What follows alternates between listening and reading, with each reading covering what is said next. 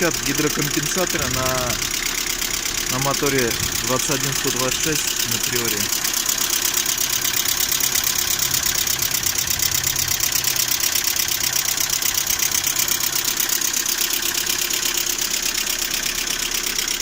Масло залито 10 В40 Shell.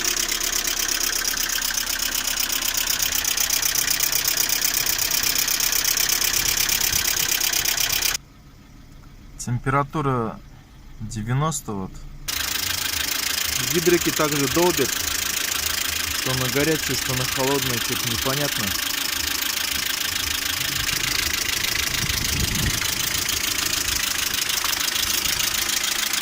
Снизу менял масляный поддон, снимал поддон,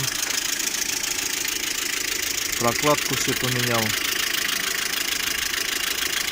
Маслоприемник новый поставил. В принципе, старый не так уж сильно был засоренный. Но все равно поменял, поставил. Чуть-чуть поездил, как бы особого результата тоже это не дало, как бы все так же осталось, все равно стучит. Так, ну кто знает, у кого была такая проблема там, напишите в комментариях.